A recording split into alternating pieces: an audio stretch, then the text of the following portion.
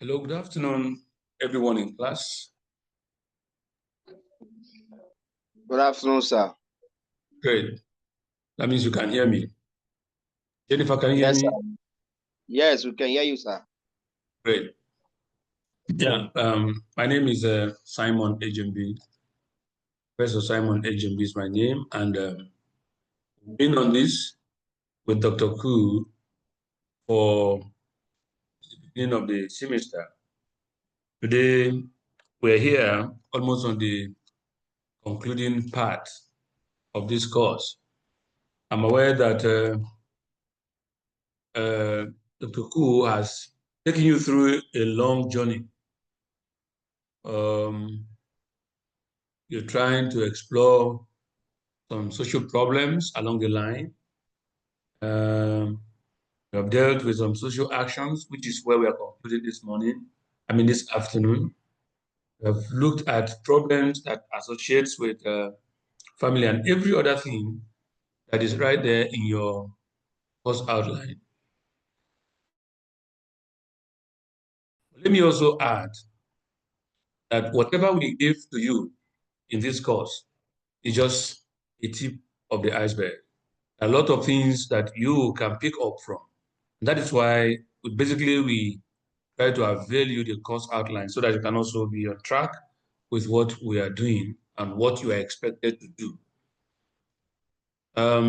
For this course, today we'll be looking at what looks like the concluding part. And in this concluding part, we'll be looking at some theoretical perspective of social action.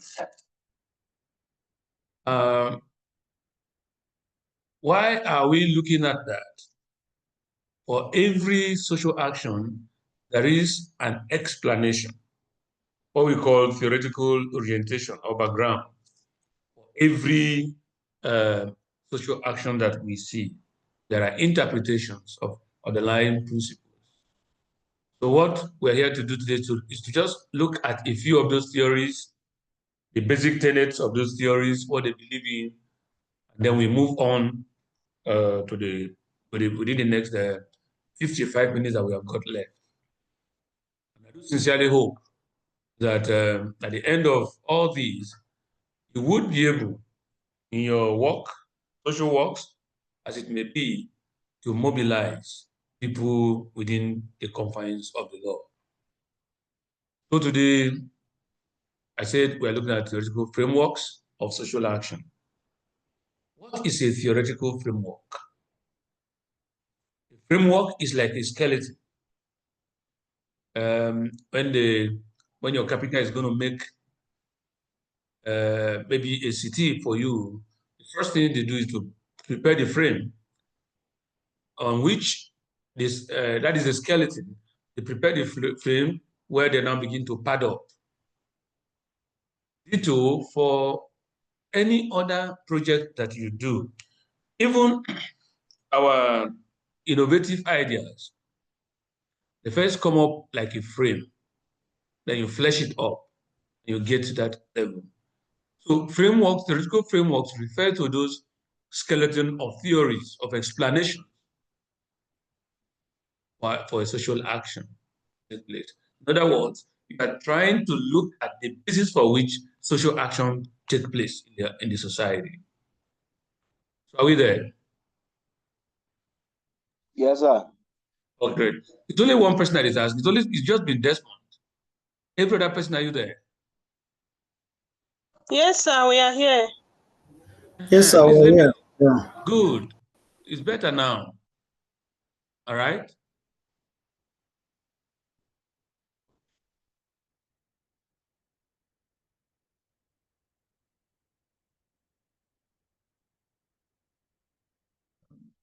Sorry, I went off the list.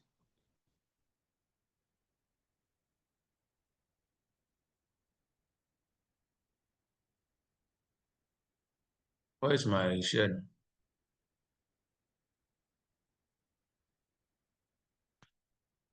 I think I know what the problem is. Minimize this. Oh, yeah.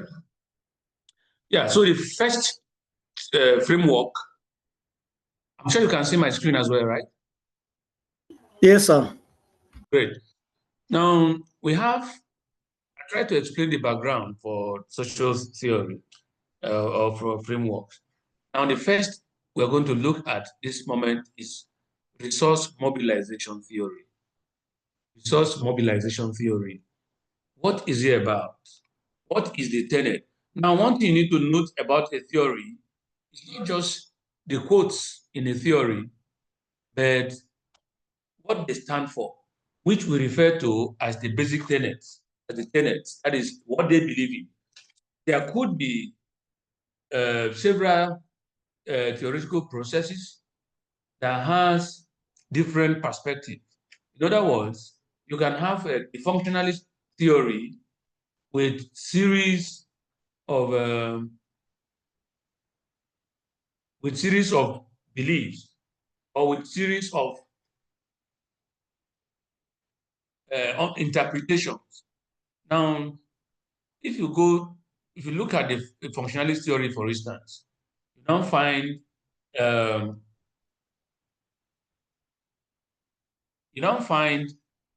like Max Weber, uh, the that is the organ of functionalist theories. Under that functionalist theory, there are people with different perspectives. They come with different interpretations. Let them know that this is what we believe in. Now, the social mobilization theory, what it believes is that every aspect of resource needed within the social sphere is important. How do you organize those resources? If you need to mobilize for an action, where are you getting the funding from? What of the expertise? Some people are gifted orators, right? They can speak and sway you. Those are resource materials. Some people know how to calm you down. So as a social activist, one of the things you need to know is to be able to have those, have those understanding that these are crucial to what I'm about doing. What about the networks? in facilitating effective actions. How do you get them? How do you mobilize and organize for this network to be able to achieve desired outcomes? Now, you must remember that the essence at all of every social action is to have a desired change, right? It's not just to go to the street and carry placard. I no go agree, or I no go agree.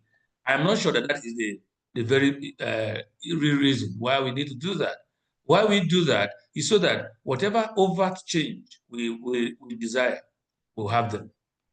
And then we keep moving on and on until the system gets better than it is. So that is what this social mobilization theory is emphasizing. Then number two, we have the political process theory. The political system theory focuses on how political institutions influence the formation and impact social movements. You need to also note that in our lives today, everything is literally politicized.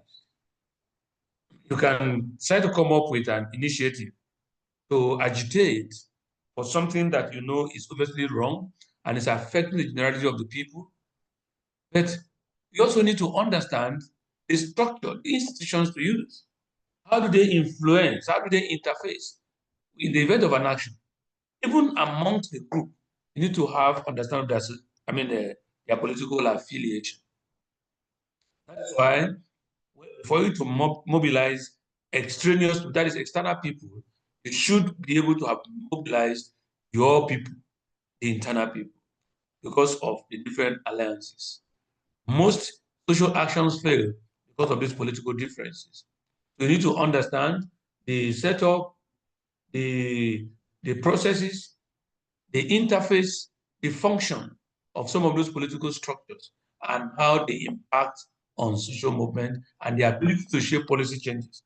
So when you have this understanding, it makes your job a lot easier. So I don't just jump to the streets with people, or you don't just stay within your place and then you are gathering people without a focus. That way you won't be able to achieve your objective. So what these theorists are saying is that every social movement is hinged on our understanding the political structure. Are you hearing me? Now, the third one, which we'll consider, is the social movement theory. Social movement theory. This analyzes the stages of social movements from the very beginning to what? To the point of mobilization and collective action, and how they impact. And then in doing this, you need to also understand how these things, how certain factors can affect them. For instance, what happens to the collective identity of the people? Remember that there is a principle of collective responsibility in life. Every action that is taken affects the people. If you are in an organization, for instance, you are expected to be together in terms of organic solidarity. Why do you need to do that? So that when you come together in that organization and take a decision, it's binding. So if there is a consequence, an effect of that particular decision, every member of that group is collectively, all members of that group are collectively responsible for the outcome. Why? Because there has been a collective action. In other words, if there is no collective action, there won't be collective responsibility. Assuming you are in a group system, and within the group, the leadership of the group appears to be solo in terms of their action. They move, they don't involve people, they take their decision alone. When anything goes wrong or anything goes wrong, people try to dissociate themselves from there. That is what the focus of collective identity is. We all need to be known as one entity, so that when we move on, we are able to carry everybody along because we believe in the same thing. We look at the framing. Framing has to do with how do you even identify what the problem is and the mobilization, so that you bring people together to be able to fight that cause. And then they also emphasize on the strategies for mobilization. How are we going to mobilize people effectively with a view of achieving our primary objective? Then we move on. We move on to the next section of our interaction, which is forms of social actions in Nigeria. This is like giving examples to whatever we are doing. Are you there? Yes, sir. Okay.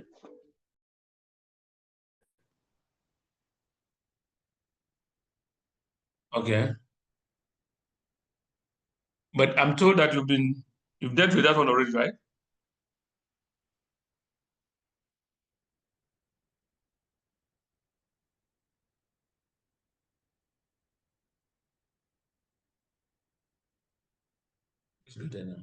Just give us a minute. I'm together with Dr. Ku. He appears to have covered some of the ground, so he's showing me, huh? And you're just quiet. You wouldn't tell me that, sir, we have gone past this one.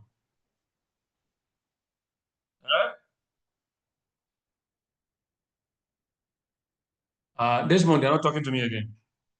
Hey, sorry, sir. So We're on the other slide, that 43, 73. 73. Motivations. Exactly. That is where we should be. Yes, sir. So I've gone there. Now you can see my slide here already. Yes. What are the motivations for my name is written on the door, please. Climb up. Sorry, we are doing so many things at once. All right. I was saying that there are series of things that are responsible for social actions in Nigeria. And you have done A and B. So I'm continuing with ethnic and religious diversity. Right? Now, what Yes, sir. are the things that are supposed to be major concerns here? Things that are common to people that can make all of them to begin to jump out on the campaign train. We have identified ethnic and religious diversity. Now, issues related to ethnic and religious tensions often motivate social action. Today, all of us are witnesses to during the 2023 general election in Nigeria. The first time when President Bola Ahmed Tinubu came up with his running mate, we are all here and note too well the tension that generated. Right? Why were people mobilizing? Because already some people are feeling that, look, we're going to be marginalized. Maybe the Christian community now, but there are two major religions in Nigeria. This might be debatable because a lot of people are changing religion and a lot of people are thinking the way they are thinking, and it's also part of their religion, and they move on. But what we are saying here is that as far as Nigerian political system is concerned, there was a ground for social action. And a lot of people mobilized against religious line. So, but that is not even where we are going right now. What we are doing, what we are saying essentially in this class is that religion and ethnic environment can provide precursor protection, can provide raw materials to precipitate tension within the social sphere. So the moment we do not work towards providing or promoting some inter-ethnic or inter-religious harmony, there is likely to be that misunderstanding. There won't be coexistence. There will be tension. There will be issues in life. So, ethnic and religious diversity is a major concern. What do you do to counter that? All you need to do is to see the possibility of trying to bring everybody on the same page and providing some good understanding for people and that can understand the people about the essence of unity. I'm sure that that is why even when in Birmingham, people are killing, some other group are killing others, they say we should learn to do what? To stay together. And that is not enough. So the take home from here is that ethnic diversity, religious diversity can be a precursor for tension. Then the next issue is environmental concerns. These days we have a lot of construction going on, abuse of the environment, and it can create social action. I give example of a social action that was, to escalate somewhere in Okpoko and Obadi local government area, and that was when the Dangote groups came to. I think they were harvesting some materials for their cement factory, and this whatever they were harvesting created a lot of pollution in the environment. The people drink water from the streams. They couldn't drink the water anymore. The water got contaminated. And so there were issues. And people pick it up. In some of the localities, he was able to give them alternative water source for them to be able to drink their water and move on happily ever after. So we're saying that if the environment is being degraded in terms of pollution, in terms of deforestation, there should be a quick advocacy for sustainable practices that will make that particular circumstance not to degenerate into a point where there will be tension, right? So what we are pointing out as social workers that if the environment is no longer safe for the people, it can be a precipitator of what do you call it? Social action. Is that all right? Please, at any point that you have a question, you can stop. You can stop me and let me take your question, okay? Now, what are some of the impacts of social action? Social action in Nigeria, according to our slide, has demonstrated significant impact in addressing social problems through, first, legislative reforms. Even the example I gave about Tinubu and Shetima's ticket, in this political dispensation, it's already beginning to create some impact because from the offing, people are now beginning to get some rumors to the extent that, look, it is likely that Shetima Tinubu ticket no longer hold. Did the man commit any crime? No. Were there agitations? Yes. And because of that agitation, there's a response. And so you can say that is a positive, an impact, whichever direction you want to look at.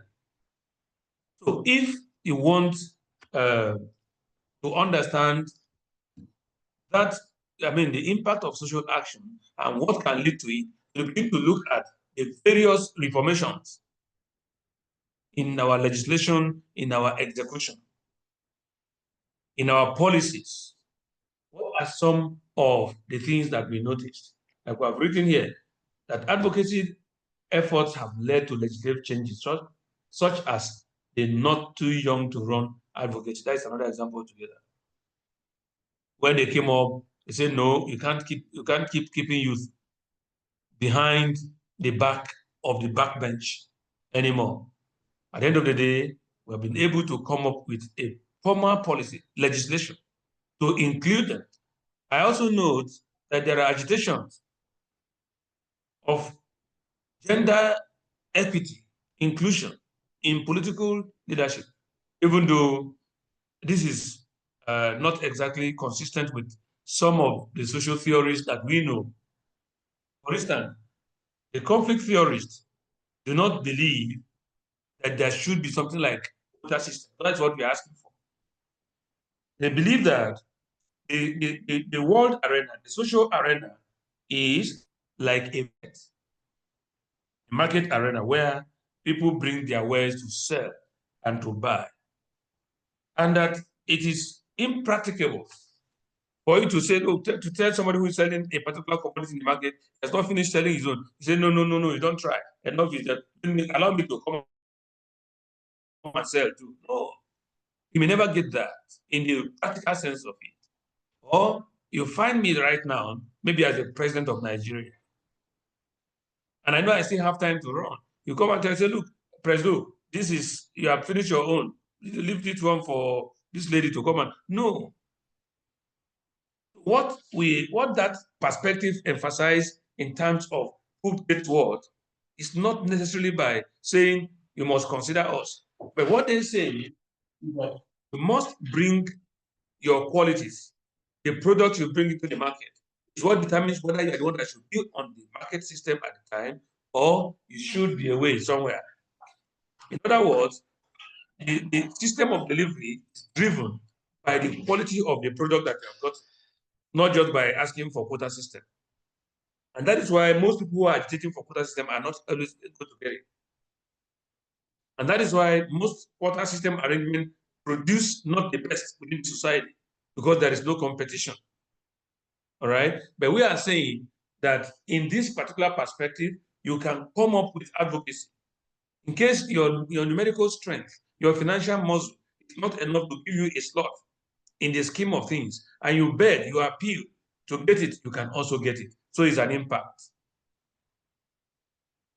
Now, we talk about community empowerment. Social action initiatives empowers communities by fostering civic engagement, enhancing collective efficacy, and building resilience against social injustices. That's what we call community engagement in social works. What are you trying to achieve? If there is a social action, it means that there is a protest against an existing legislation or policy.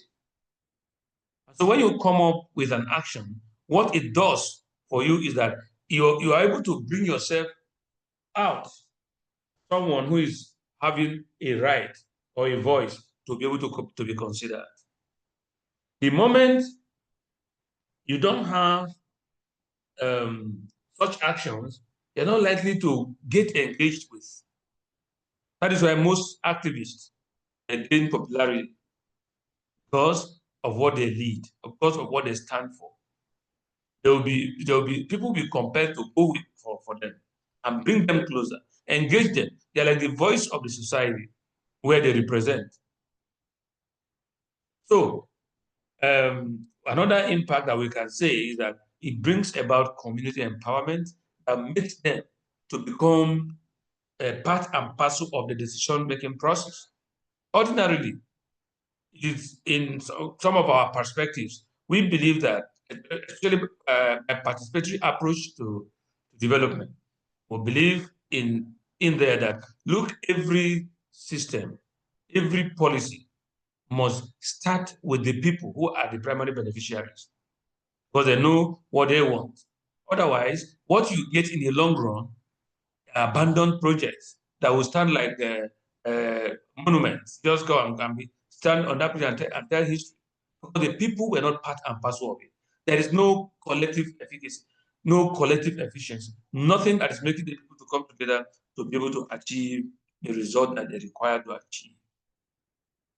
So we have series of campaign that people champion. The food example of NSAS campaign, Bring Back Our Girls campaign, after the abduction by Boko Haram, and then the campaign mobilized global attention. People make a lot of money from that, and they're still making because the girls are not out yet, right? So every time there is a social action, there is a major impact, positive or negative. Now, the impact we are deriving from here is the fact that we have created sensitivity. You have made the entire world to know that, look, this is not a good place. This is not a good decision. And they are ready to work with you and move on. Then, we now talk about challenges. Despite these positive impacts that we have enumerated, social action in Nigeria faces so many challenges. Challenges of repression. I'm sure you saw that during the NSAS campaign, right? People came out to protest about or against what is not going down well with them. What did we see? We saw military tanks rolled out. That is repression. It's like flogging a child and say you cannot cry. You know, in those days, our mothers in those days to do that to us, isn't it? They'll be hitting you. What? I said, close your mouth, don't cry. So how do you ventilate? How do you let out the pressure that you are suffering? All right? So that is the kind of challenge that social action can meet. We also have the challenge of funding. How do you get funded? Because social action, you need to mobilize. Mobilizing here requires you to have some money. Because the people that are coming, they need to take some water. You may need to organize buses. You need to print leaflets. You need to print banners. You need to give refreshment. You need to get public address systems. You need to move from location to another location. You need to get medics. All this require funds. And that is why there is always a network of funding before a social action can succeed. Most people are not able to access this fund, so they don't go too far with their challenges. I mean, with their advocacy, with their protests. And you also have the risk that activists go through. You can get incarcerated for the remaining part of your life if you have a repressive government indeed. They arrest you and put you in the dungeon. And year in, year out, nobody will try your matter. We saw the example with Nelson Mandela, the number of years that he was in prison. Not because he went to steal, not because he went to kill somebody, but because he's agitating. Look, we want our independence. So he became a nuisance to the government of the day, which was a colonial government. And so they thought that isolating him into the isles of what do you call it? Zibo Island in South Africa was enough to silence him. And then they gave him the kind of imprisonment that can kill anybody slowly. We call it social ostracization. They isolated him from humanity. So he doesn't get to see people often. And you know that the psychological pact in the creation of human being is that human beings are meant to coexist. We are gregarious animals. We can't live alone. That's why we live in communities. So if you are picked up from amongst your people where you belong and taken to another system entirely, you start dying because you are no longer in touch with what you should be touch. So psychologically you start, dying. And then eventually you can even get dementia and then pack up finally. So there is that great risk for activists, which we must note. Then, yes, we also note that there are opportunities for activists. What are some of these opportunities? I mentioned a few of them in what I was talking earlier about creating sensitivity in world over. What that means is that you can collaborate with other people from all walks of life. Most of these NGOs who are advocating for the rights of the downtrodden are getting networked. They are getting partners internationally. They leverage technology. They make supplies to them easily.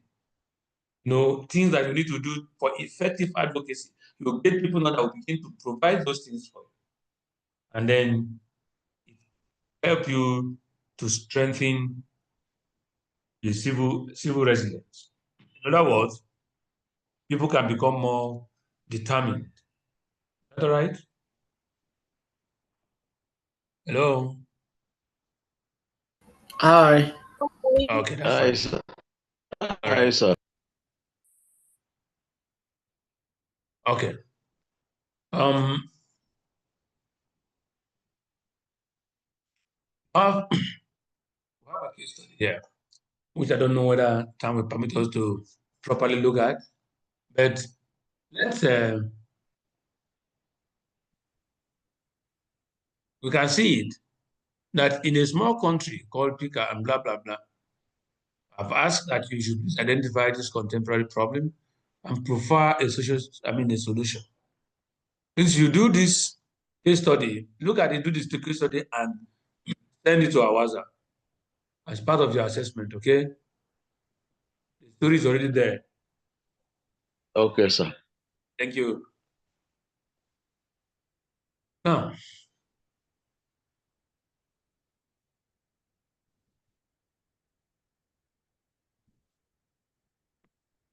yeah, I know that we are in social standards, right? It's not procurement management. But both procurement and environmental standards, they are useful because of the word social. Whatever you do in life is for the benefit of human being. If you are an engineer, you are constructing a road, you must factor in the social component. In other words, I'm just saying that whatever is meant to benefit this world is actually talking about benefiting human beings. So we just touch briefly on procurement. What is it? Why do you need to have quality materials? What is the process? How does it come about? How do you get the best of services? So I said procurement is the process of acquiring goods, services, or what?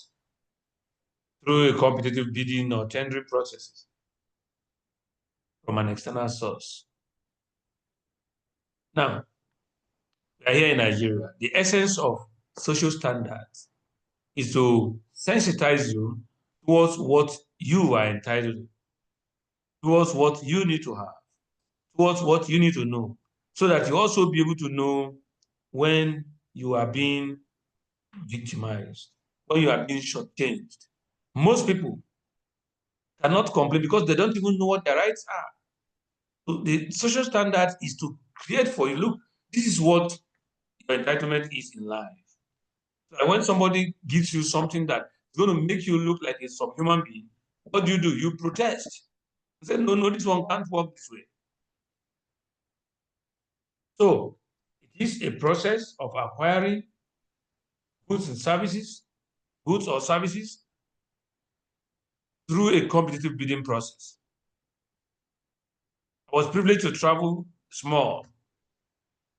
I saw something, an electronic commodity in the US shop, in the US, and it's clearly written on it that this product is not for US market. That is standardization, meaning that the people there have the consciousness that they deserve something better. But in Nigeria, they will tell even if it is Taiwan, give us. If it's Belgium, give us. We have gotten to a level where in this country we insist that Belgium products are better than the new one. I don't know where we got that orientation. To the extent that people now go to the market on a special day to buy used materials,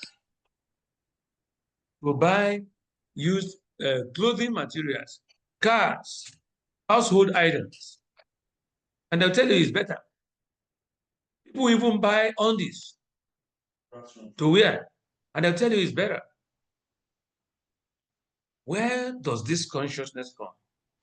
Why is our psychic so depleted that we can't ask for the best? It has also entered into our social fabric that when people are suggesting things that are good, some people, especially the people in the rural area, they put themselves offline, say, no, this one that they're talking is not me. There are some people that go to a function and they call them certain names. They will look behind themselves to see whether there is somebody behind them that actually refers not them. That is the mentality of a poor man. He does not believe that he's entitled to anything.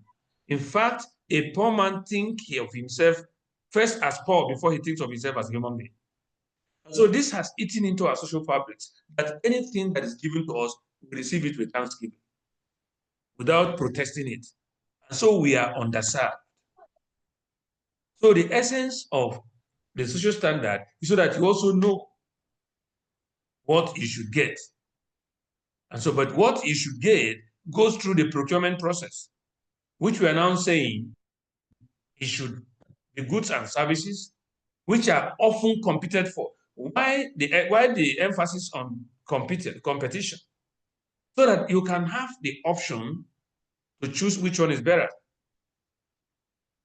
They have tried to make our own country a rural country.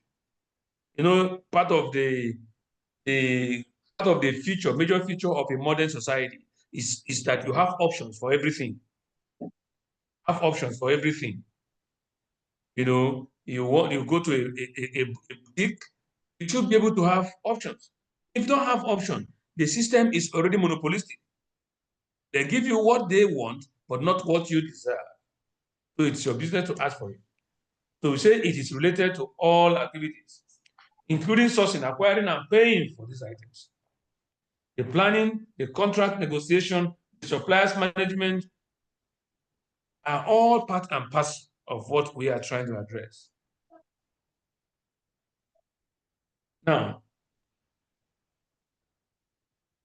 what are the things that are involved in getting good services? The people you are serving, they understand the processes of procurement. What are they?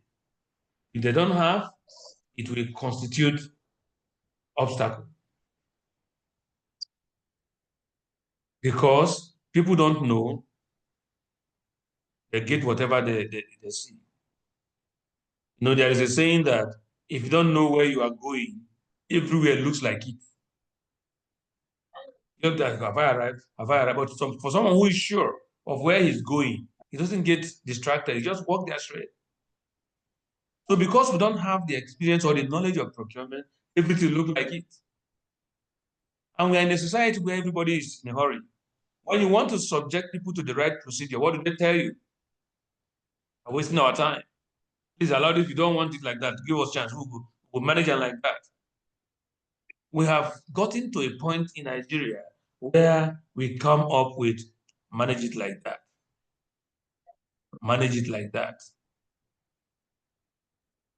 Because the resilience to be able to ask for what you are entitled to, you don't have it. And so everything goes for you. Now, the other issue is getting people to buy in. Buy into what? Through the process.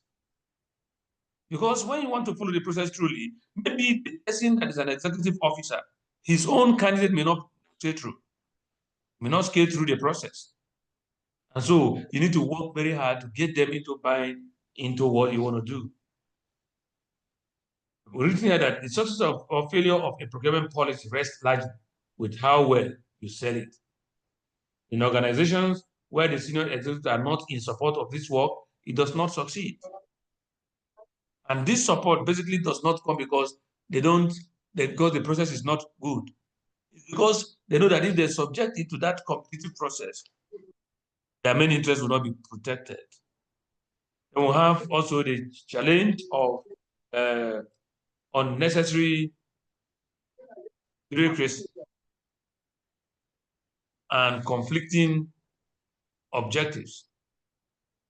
Red tapeism is an unnecessary bureaucratic procedure which encumbered the entire essence of what people set out to achieve. So say almost half of procurement initiatives struggle due to clashes with other organizational objectives. So how do you manage it? When people are not ready to do or to separate feelings from facts, then there is a problem of measuring success.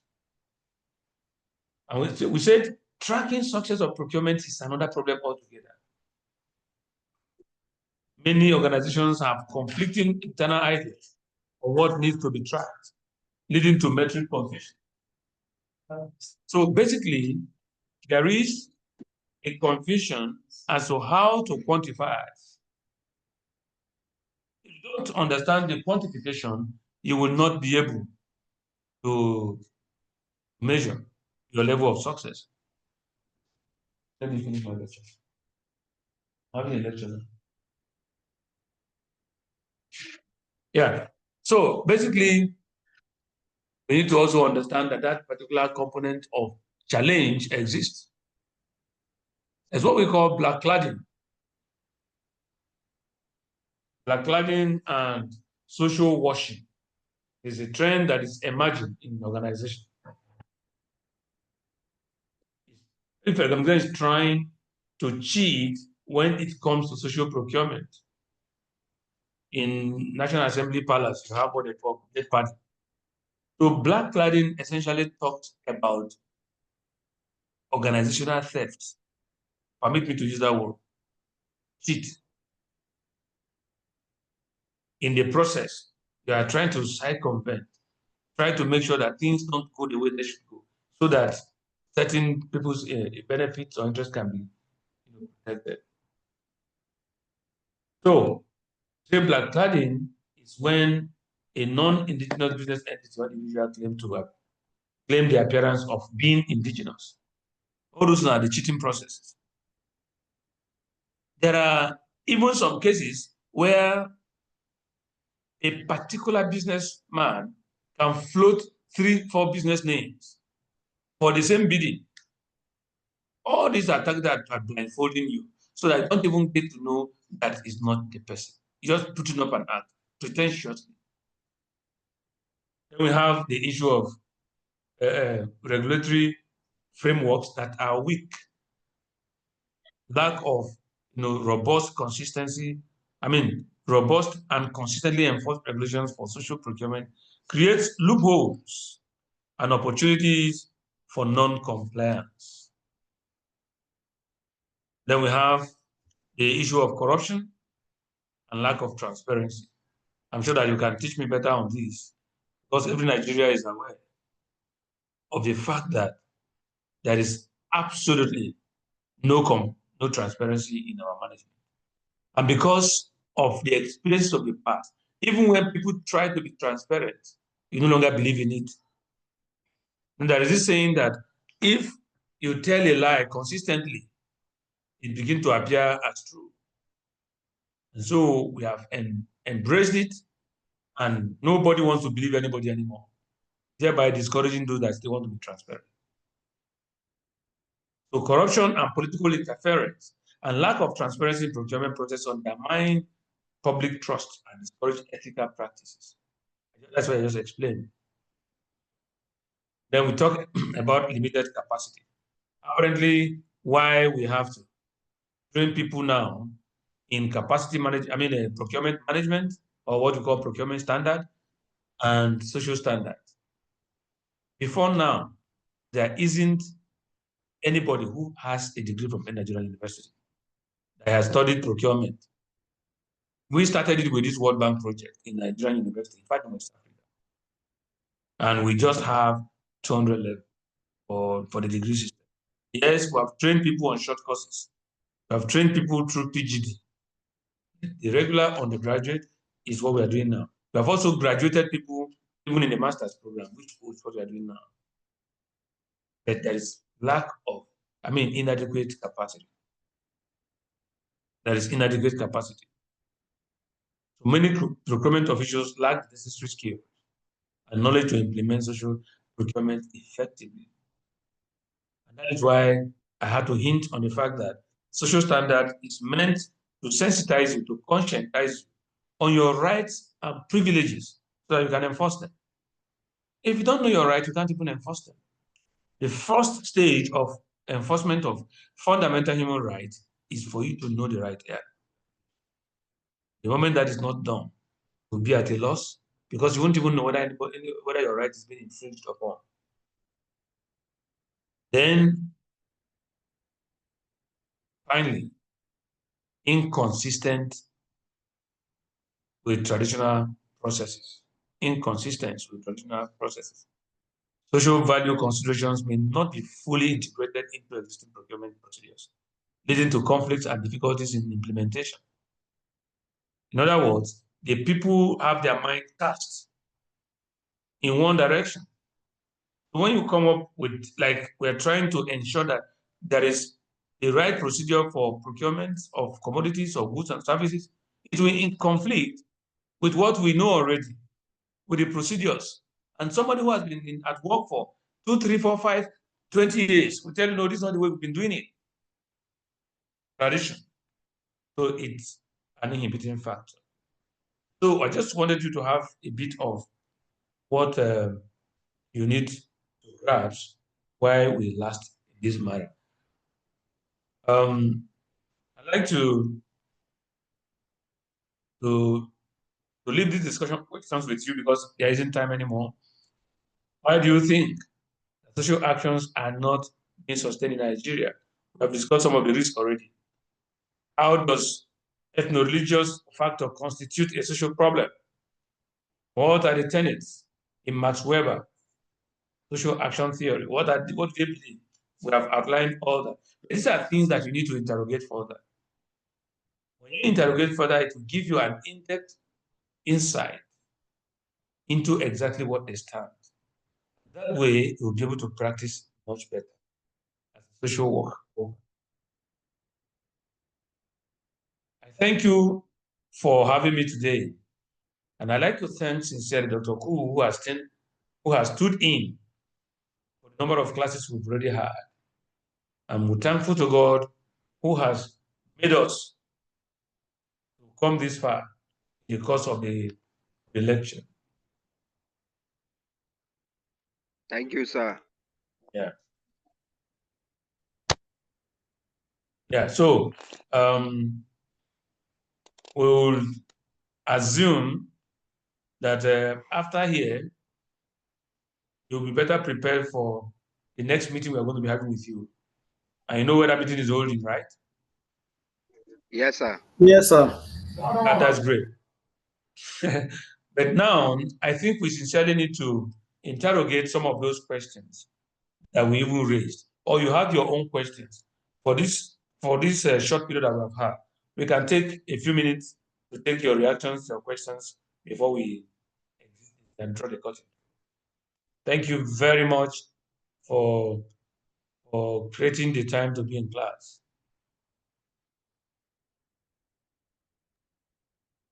Thank you so very much, sir. All right then. Thank you, sir. We appreciate your presentation. Thank you. All right, so do I have some questions to take, interactions or anything within the next few minutes, 5 minutes or thereabout?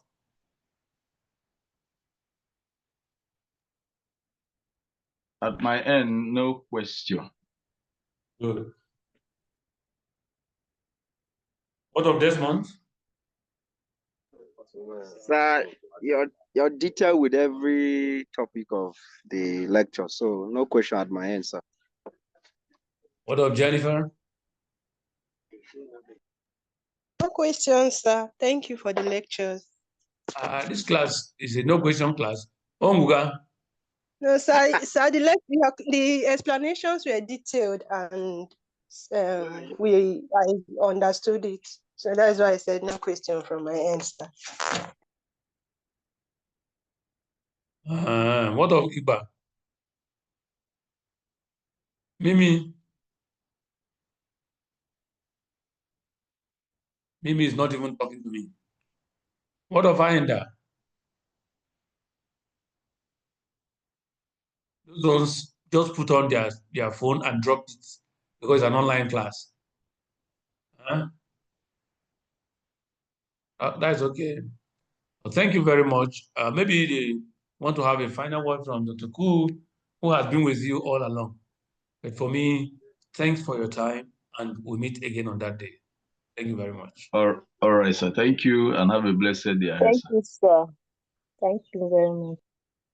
Thank you very much. This is the person I've been trying to put this cap. I think you have seen the cap here as well. It's a white Yes, cap. sir. This is a white cap. And Yes, sir. in my attempt to wear that cap, see how my head is going. Sir, you really tried. You tried, sir. You did a great job, an excellent job. That's why we left him with you, because we are sure who he is. Yes, sir. He has stood in so very. It is my mentor, my model, and I'm only attempting to wear the cap he has worn for so many years. So I'm his boy. Yes, he has seen so much prospects in you. That's why he has given you all the time and the belief. And you have functioned well, sir. Thank you for that compliment. One thing I want all of you to notice, from the beginning, I told you people that nowadays, so many people are not interested in acquiring knowledge, but they are interested in acquiring certificate, which is not a good practice. When you acquire certificate, yes, we evaluate you to give you the certificate. But after you get the certificate, then you don't have the knowledge to go out and practice. What we are doing here is not just for you to acquire the certificate, go and sit down. You are agents of change. When you get out of school year, when you have your certificate and you are there, you become a practitioner, social worker, and if you actually apply the knowledge, it will help the society to change rather than getting certificate and not even acquiring the knowledge that will be applied to improve the society. So thank you, and thank you. Thank you, sir. That time that we meet face to face. All right, sir. Thank you so much, sir. There is an assignment here, but that one, when I prepare it, I will send it on the platform so that there are 2 assignments I mean to see. This document will be posted on the platform in a short while so that you get everything and work on the assignment so that during our interaction we'll be able to see ourselves and do the needful. I want to appreciate the entire class for being very, very interactive. Our discussions were very robust because you contributed and you made the class lively. Class governor, do you have anything to say? No, sir. Just to appreciate you and soonest to meet you, my supervisor as well, and to start my project as well, sir.